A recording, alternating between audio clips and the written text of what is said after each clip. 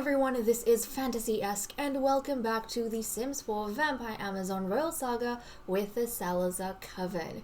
We are gathered in the dining room with our physician over here who is getting ready to celebrate her birthday into an adult. So I'm really excited that someone among the physician class has managed to get this far, because Diomara, we held our hope out for a while, but then it turned out she was immortal, and then she died, so we couldn't really have this joyous occasion happening. But thankfully her sister is immortal, and she seems to have a much nicer, stable personality, and she's been getting along with the vampires quite well. She kind of had like a bit of a scare in the previous episode during the blood bowl, because the queen could not find a prey item, and she was seriously considering biting down on Serana and drinking from her, and I feel like that would have kind of thrown things into a downward spiral for Serana. But thankfully she found the butler instead, so the queen fisted on the butler, and Serana got out of that with everything intact. And I think as a result, she's become just a little bit more, I was going to say comfortable, but maybe that's not the right thing. I feel like she considers surviving thus far a bit of a victory. So what did we see in the mini-movie? Basically, in the mini-movie, we started off with a scene between Guinevere, who is in her third trimester and is going to be due in this episode, Guinevere, our champion, and her sister, Queen Eden. And Eden was asking Guinevere if she's thought of a family name for her child, because if you guys remember, when our royal line splits off, when our royal line splits off, then the offspring of the splitting off line, the new branch, they do have to get a new family name that they will carry, because only the queens and princesses, so basically direct relatives of the throne, can have the last name Salazar. So just like with Zelda, she split off, and then she kept the name Salazar, but her children had the name Dragon, and then that has kind of split off when it's, branched off in further generations. So the dragons stayed dragons, but then it branched off into Dravages. So that kind of thing is happening again. Now, with Zelda, because she discovered the aspect of the dragon, which has a lot to do with legacy and memories in vampiric culture, then she chose that name for her children, and that branching off bloodline, because that's kind of what she was known for. So the queen wanted to know, well, what are you going to be calling your bloodline that branches off from you? And Guinevere decided on the name Shadow. And then the queen asked her, well, why that name? Like, what's the meaning behind it? And Guinevere said, because my bloodline, or my child, will shadow your bloodline and protect the throne, as I have always done. So that is her official reasoning for the name Shadow. But in actuality, we know that the reason she has chosen the name Shadow is because she considers herself a Shadow Queen, right? She has considered herself thus for pretty much the beginning or most of Eden's reign, even till this point. Yes, she's kind of getting into a rough patch with not being on the Queen's Council and stuff, but she has considered herself the Shadow Queen, and along those lines, I feel like if it's a baby girl especially, is going to consider her daughter kind of like a Shadow Queen for the next generation. So that is her reasoning, but obviously she's on guard against the Queen, so, she's not going to spill that to the Queen. So she's given, I feel like, a pretty decent response, and that might ease some of Eden's concerns about Guinevere. And, this is a happy occasion because her sister is having a baby. So we've got that going. Now, even if it's a boy, it will have the last name Shadow because it is from Guinevere's bloodline. So that will kind of mark this new bloodline from Guinevere. So we had that, and then we jumped off to another scene with Serana in her chamber, and she was talking to herself in the mirror and just saying that she can't believe this day is here, it's her birthday. It's something that her sister never got to see, unfortunately. So there was, that moment of sadness, but she was just thinking, that aside, the fact that she has survived in the court these past few days, that is like a huge victory for her. And then Silkfrost, her magic cat, came in, and then, she was talking to Silkfrost, which was really cute. And then Lagertha found her way into her chamber, and Lagertha just wanted to wish Serana a happy birthday. And she was, wanting, she was wanting to express that inclusivity that Serana has in the coven, and, life is really nice. So she was just saying, I hope you have a joyous adulthood in our ranks. Which, I think we're all hoping for. We don't want her to end up like Xiomara at all. So there was that, and I think Serana really appreciated that Lagertha said such a thing. And I feel like out of all the vampires, she might feel really safe with Lagertha because, our brood mother is not intimidating at all. She's very caring. Makes sense because she's supposed to be help raising the children. But also, I feel like Serana has this misguided perception of Guinevere, that Guinevere is really safe because, she's the champion. Whereas the queen, who is supposed to be the childish, kind of innocent, naive one, is the person who is probably scaring Serana the most. Because she, the queen so far, I feel, has been really nice to Serana. She keeps asking Serana if, she's settling in well, if everything's happening fine. But then, despite that, there was that moment in the previous episode where she was considering drinking from Serana. So I feel like that would have been a bit of a scare for her. The fact that someone she thought was really welcoming could turn around and, bite her. So I think she got a bit of a reminder that vampires will be vampires, no matter your relationship with them. So it's nice to see everyone here in the dining room with Serana getting ready to blow out her candles. Look, we even have Lord Ari over here. Now, the royal family members were invited as well, but I don't know where they have gone. Oh, they're over here. They're waddling around over here. So we've got Princess Juno. His sister, I think, is still outside. Yes, we've got Princess Kyra. And then we've got Lord Channing over here. Where is... Oh, okay. And then Prince Rusty is coming on inside. Yeah, they're going to take some time to get here.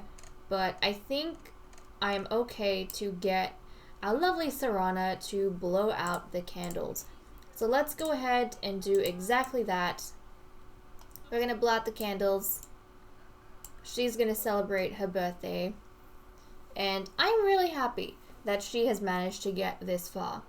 Now, she also has gone ahead and created that potion of Nimble Mind.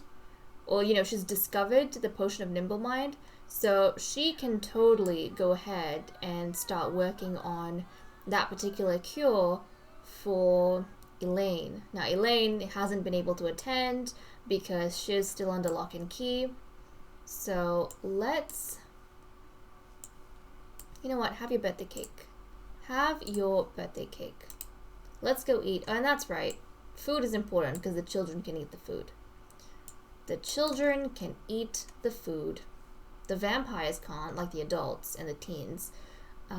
Which we don't have any teens right now. They can't. They'll throw up. But the youngsters can. So it's good to have food at home. Okay, she's gonna eat up over there. Juno! Are you okay, Juno? Juno, are you eating that? Juno doesn't know what to make of this this casserole. Juno, you can eat it, you know. Okay, Channing's coming on in. Channing's like, what is Juno up to? What is Juno up to? Rusty, are you eating? Serana eating? Did she finish? She must have finished. Okay, she's done. She's done. Maybe have another slice, because these guys get hungry very quickly. They get hungry very quickly.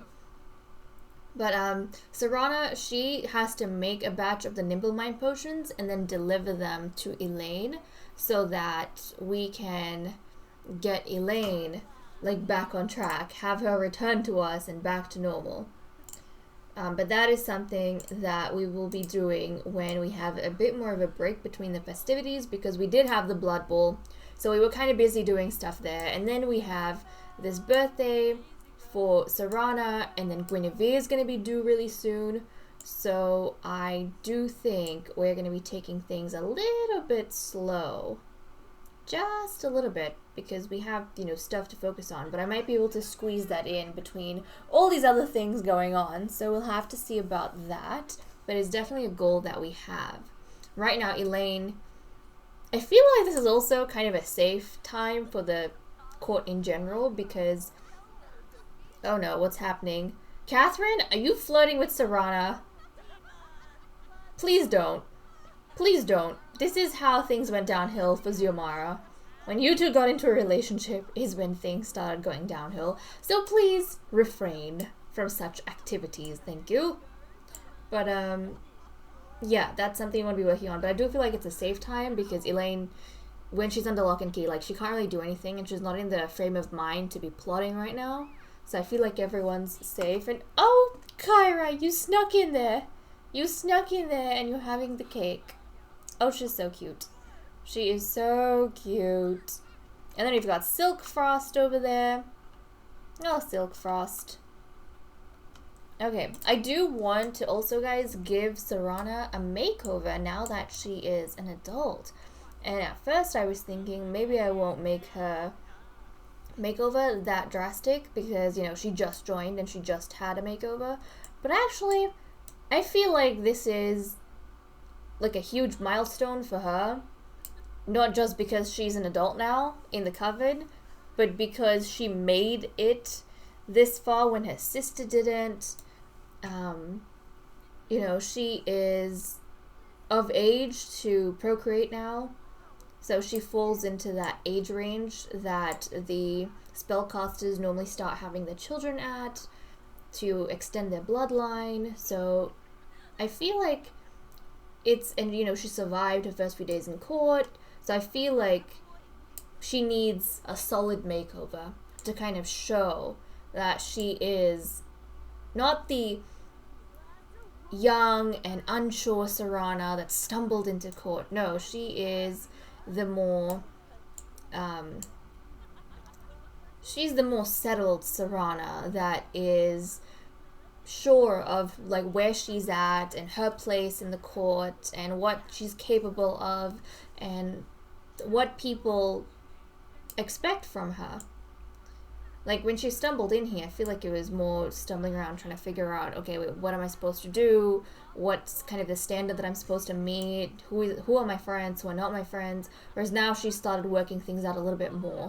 So I feel like this kind of makeover is going to be important part of, you know, who she is as a character. So I'm looking forward to that. And oh my goodness, Myron. Myron is carrying the princess, the younger one. Oh, this is so cute. That was so cute. So, so cute. And what's going on here? What are you doing, Channing? I don't know. Channing's arms are stuck, but like he still looks cute. I love seeing all these toddlers everywhere. As long as I'm not having to raise them in the household. I like seeing them. They are very cute. They are very, very cute. Okay, I am gonna go off. I am going to give Serana a makeover, guys, and then we'll jump right back in. We do have Guinevere, who's going to be going into labor at 6 a.m. So once I'm done with the makeover, we'll jump back in, we'll take a look at her, and then we'll probably jump to Guinevere having her child. So I'll see you guys in a bit. Okay guys, so here is Serana after her makeover. I feel like before she was trying to fit into the mold of what like a vampire would approve of, or what the vampiric court would want, you know, trying to be kind of sassy in appearance and put together, whereas now she's a little bit older, she's more comfortable in her own skin, and I feel like her makeover kind of shows that level of comfort she now has with her own self. So, you know, she's Serana Covenrose, not Xiomara. She's not attached to that memory. The mistakes that her sister made, she has now kind of realized that, you know, there is a place for her and she can make her own kind of her own legacy, right, in this role as physician. And she doesn't have to try and pretend to be someone else to do that. She doesn't have to try and be more vampiric to do that. She can be a spellcaster who is completely at peace with who she is and the way she is. And she has reddish brown hair now. Instead of that very vibrant, eye-catching blue in her wardrobe, she's got more of a softer pink now, and grays. So she's got pinks and grays in her wardrobe, and then some of that, you know, a little bit of that eye-catching gold. But this is Serana. I actually really like her makeover. I think I prefer her now more than the way she looked beforehand. I don't know what it is, but I feel like her appearance before didn't really fit into the personality that I see Serana having, which is, you know, a lot more sweeter, it's kinder, and it's not that calculative. So I definitely like the appearance she has now. And then, you know, her face just looks a bit more mature. I feel like she's got a few more lines because she is an adult now, not a young adult. But I definitely like her aesthetic right now a lot more than what she had before. I mean, she looked beautiful beforehand, but I really like the way she looks now. So let me know what you guys think about her. She's adorable, isn't she? She's adorable. Oh, Serana. But I especially like how different she feels to me from Xiomara. I feel like as a young adult, like the makeover she had coming into the castle was very much trying to follow the guidelines of what like Xiomara was like, or the appearance that Xiomara had. Even though Xiomara had that purple and Serana's, you know, more vibrant, but I definitely feel as though she was trying to be as seductive and put together as Xiomara was, whereas right now she's just more comfortable with herself and has a bit more of a light, innocent look. So I definitely like that. But okay, these guys, they are dancing now, they're enjoying themselves. Does anyone have any interesting whims they might be able to do? Okay, so we are having to jump in at a slightly awkward situation. So I went ahead and recorded Guinevere giving birth to her twin babies. That's right, twin babies. And the audio of that footage was captured perfectly. However, the video footage portion of it was like frozen. So there was a lot of freeze frames and the video kept like skipping parts. So my audio was fine, but again, I was speaking and then the screen was just frozen on a particular frame in the video that I recorded. So I figured instead of leaving that there, I'm just gonna cut that part out and we will dive in now so that I can introduce you guys to the twin babies, and hopefully we can fit a few more things into the episode that I didn't get to in the original recording. So apologies guys for that. It was out of my control. I don't know what happened, but I mean, with all the content that's been put into the game, obviously the game is becoming quite a bit laggy. I feel like this has been the norm for a while, but normally we're able to get through it. But that might have something to do with it. Like, it was laggy before, especially with like the CC and stuff, but I think it's become more so with all the updates. And I did a bunch of pre-recordings before like this point, so pretty much everything in the month, so everything in March, and then half of April I had done pre-recordings for, and then in that gap I didn't play The Sims much, and we had a bunch of our main updates during that time. So I'm coming back and there's a whole bunch of things I'm having to get used to, but also the game is having to work harder than it was in the past. So I apologize for that, but let us take a look at the twin boys that Guinevere gave birth to. So the older of the two is on the left here, Lord Sage Shadow, and the younger one is Lord Griffin Shadow. So she had twin boys, and I don't know if the updates introduced extra like skin tones for the babies, but these two look very pale, and I don't know if I remember the babies being this pale before. Like Guinevere, she is very fair-skinned. Very fair-skinned. But these babies almost look like a ghostly white compared to her. So, that's interesting. But okay, she's got her twin boys. Now, they are going to move in with their father. Their father, Bryce, is currently stationed at the Glimmerbrook Embassy. So these babies will be growing up over there with Bryce, Jackie, and then Azura. So they're going to be, joining the army. So I am glad in that regard that at least Guinevere has two shadow sons who will be joining the army. And this is great, especially in the long term, because we'll be able to breed these males back in. And, they've got the Salazar blood, they've got the Rana Ring blood. So these are precious soldiers because they have two ancient bloodlines in them, one of which is a royal line. So, okay, we've got that going on. So I'm going to go ahead, we're going to move the babies out, and then I want to introduce you guys to the princess who has aged up into a child. So she'll be moving into the castle with us, and I feel like because it's such a huge thing, oh my goodness, she's coming over here, but because she's taking a look at these boys, at her cousins, but because this is such a huge thing, I definitely want to gather everyone in the throne room, and I want to introduce everyone to Princess Kyra and welcome her into the family. So I'll see you guys in a second. Okay guys, so our court more or less is gathered in the throne room, ready to welcome in our heiress and princess. And guys, I have to say, she is so pretty. She's gorgeous. Like, flippin' gorgeous. So I feel as though all my kids are cute, but then in hindsight, like when I look at certain stuff, I'm thinking, oh, maybe, this particular sim wasn't as pretty when they were younger, but they became really beautiful when they were older. Some of them were cute when they were younger, but then they didn't grow up to be as pretty, in my opinion. So, opinions change.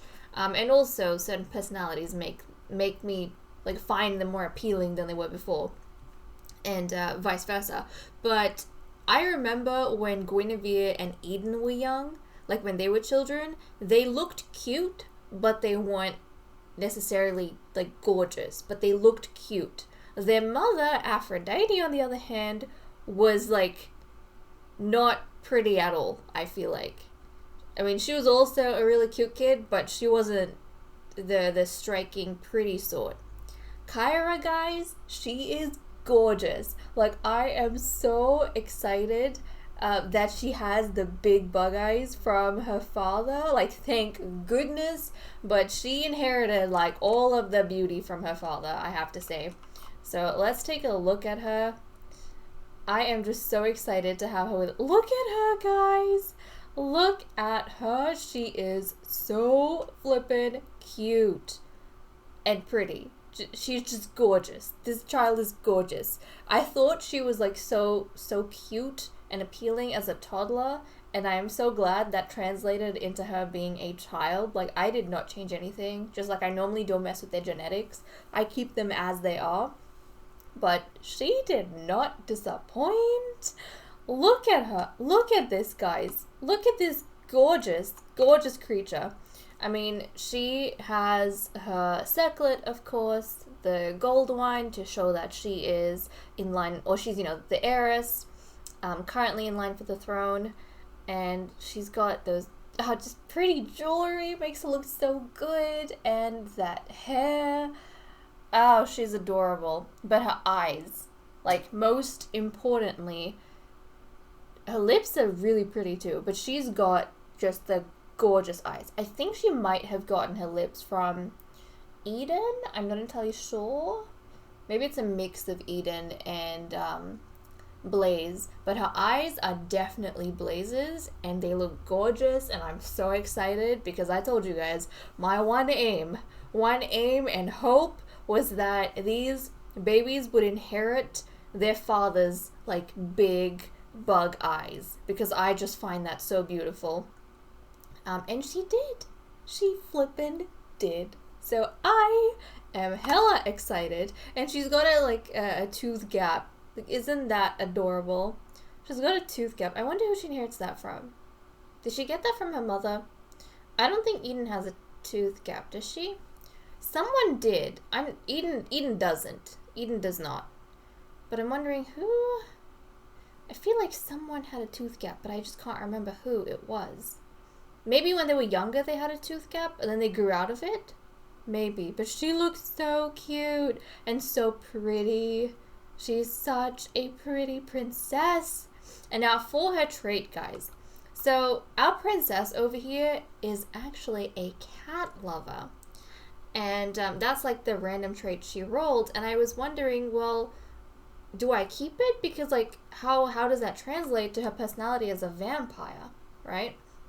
And then I figured cats, at least in this society, they're associated with the physicians and the spellcasters because, typically they are the familiars, the animal familiars of our spellcasters. And so I think Princess Kyra liking cats is kind of her way of being fascinated with the spellcasters and their powers and their abilities. And, cats is just one of those things. So when she was young, she had this really traumatic experience with one spellcaster who went a bit mad, Xiomara.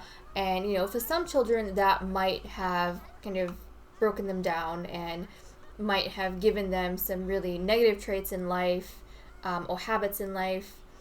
Messed around with their emotions a little bit, but I think Kyra had, because it was a scary thing for her, but I think maybe seeing Guinevere's bravery in that situation dulled the the fear a little bit, and then she grew to become curious about that incident and the people involved in that incident, and then she started learning more about spellcasters and hearing the stories of their past and, the things they're capable of. And I feel like that has become a bit of a fascination. And instead of fearing spellcasters, she has come to admire their powers and, appreciate them a little bit.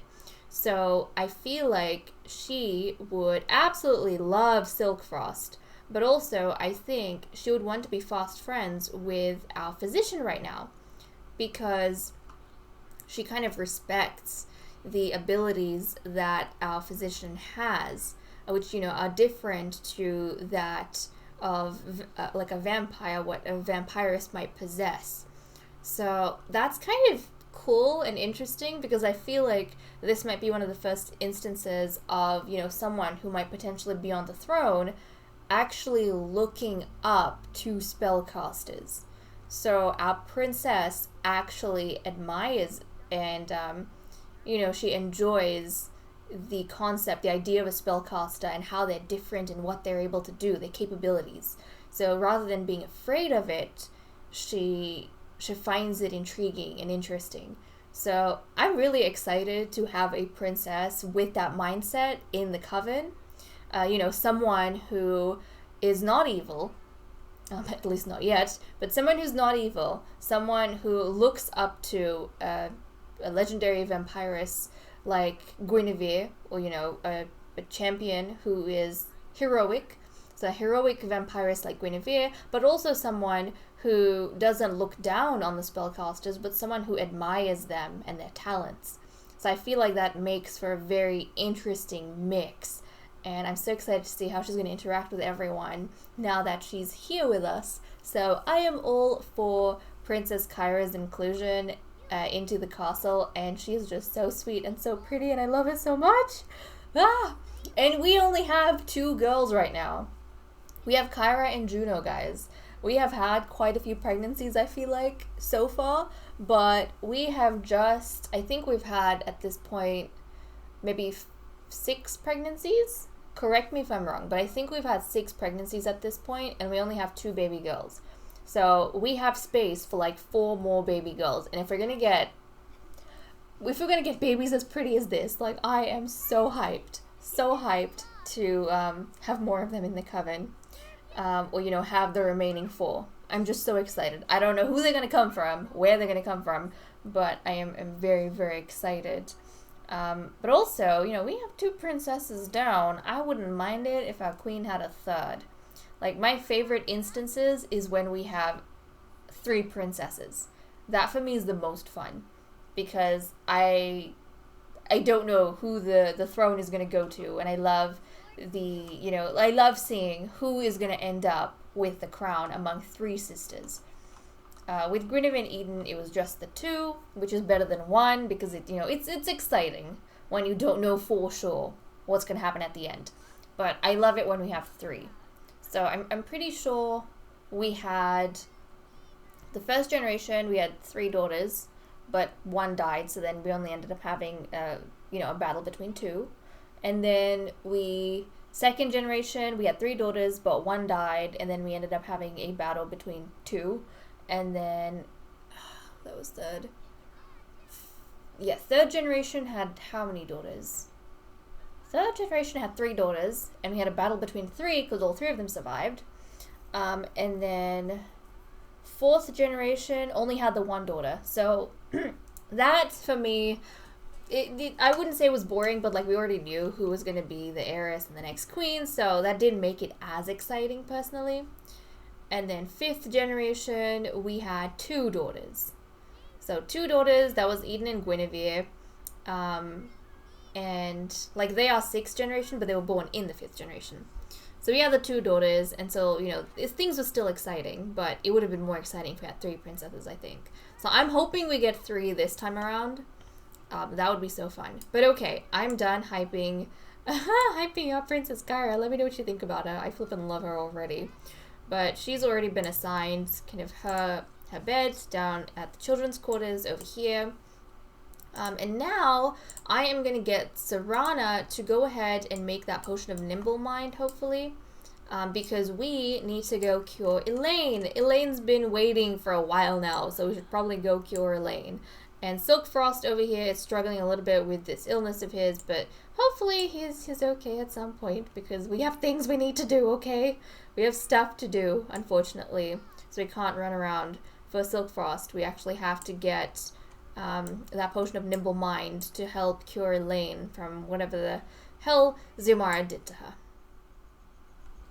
So, when Xiomara died, she left a whole bunch of resources behind, and I was just laying them out over here so that we could move it into Serana's inventory, because I realized there's a whole bunch of things that we had but Serana didn't have access to, including Xiomara's wand, which, now is in Serana's possession.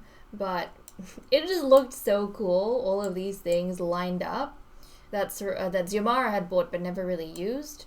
So I'm just gonna pop them into Serana's inventory. We'll go through that. I'm probably gonna do like all of it off camera, but I just kind of wanted to show you guys the amount of things that she had lined up, and unfortunately can't move it from the, at least not that I know of, from the household inventory straight to Serana's one, her personal one. So I had to, lay everything out, and there was like a ton of other like parsley, potato, that we had, but because they're kind of stuff that we grow, and I think a mandrake, but I just got rid, like I sold them all except for a handful of them so that we could use them in our current potions, because we're always going to get more harvestables, at least the stuff that we have planted, and then there's a bunch of things that we can just buy and purchase. Now she, I don't think, has messed around too much with gardening, if at all, so unfortunately she doesn't have enough gardening skill to improve upon what was established by Xiomara. But the way for us to, I suppose, help grow her in that area is going to be to maybe find some extra things for her to add to the garden so that she can start building up that skill from the get-go. And then we'll be able, then we'll be able to evolve a bunch of the plants that Xiomara had already laid out. Like, for example, look at our current garden. So we've got, what do we have here? We've got mandrake, parsley, and apples and potatoes. So that's kind of where a bunch of those harvestables came from. And then we have some spots over here to add more things. So definitely want to do that. And it might be a good way for her to gain the gardening skill and improve that. And then she'll be able to evolve plants. And I'm hoping, over a period of time, obviously you want Serana to survive, but whether or not she does, I want every physician that is going to be serving in this castle to add to what the previous physician kind of did. So I don't want them to have to start from scratch for everything. In that, if there is a garden that we have tried to establish, I want the next physician to maintain that and grow that if possible. Like, I don't want it to be neglected, which in the past, the gardens were more of the priestess's responsibility, and I'm realizing I said I'll do this off camera, but I just ended up doing it here anyways, which, is fine. But yes, I feel like that was the priestess's responsibility, but a lot of the times it was kind of abandoned, and I want to change that if possible. Even though we haven't spent too much time with the garden, I will try. I will attempt. So, okay, Potion of Nimble Mind. We want to get that done. So, let's make that potion, and then we'll be able to take it and use it on Elaine. And then she should be, free to return to her duties as the castle keeper, but also she'll be able to attend the events that we host, and she'll be able to attend the births, and things won't be as restricted for her as it is now. Obviously, her getting back into her right mind might add some extra chaos to the mix, but I hope not. I hope she continues to be calm and kind of just watches what everyone's doing, like how she was beforehand. So we'll see how that pans out in a second, but let's get this potion done, and then I will be back with you all in Castle Sheba. After all the drama of the recent episodes, the moment is finally upon us to deal with Elaine and her problem. So we have the Potion of Nimble Mind that is supposed to help cure Elaine of the effects Xiomara's potions had on her. No doubt Luciano is looking forward to this the most because, as we know, he is in service to Elaine. He considers her like his mistress. He's loyal to her above all else. So this has been a while in, coming, but finally it's time to help heal her so that they can return to whatever scheming they had. Obviously, to everyone else, it's curing Elaine full stop. Whereas for Luciano, it's like, well, for us to plot, she has to be in her right flippin' mind. So, okay, these two soldiers over here guarding the cell door. Now, Serana is going to come in over here, and she is going to... So, she's going on inside in that cell door. And she is going to give one of these potions to Elaine. This one, oh yeah, we'll just give a potion to Elaine, and then Elaine is going to drink this. So let's go ahead, drink this potion, and hopefully that is going to help her right out. Okay, now that she has had the potion, her mind is cleared. She no longer feels this strange attraction to Xiomara for no apparent reason. Like, she isn't blinded by Xiomara anymore. And Xiomara obviously is dead at this point, but if Elaine had been, like, out of her cell and free, you know, while Xiomara was alive, she would have definitely tried to break Xiomara out and help her escape. That's why she had to be locked up.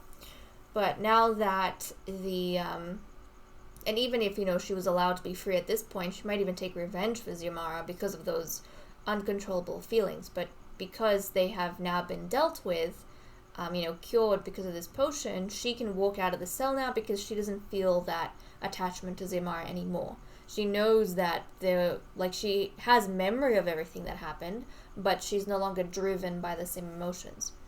So she can be allowed out, finally, thank goodness.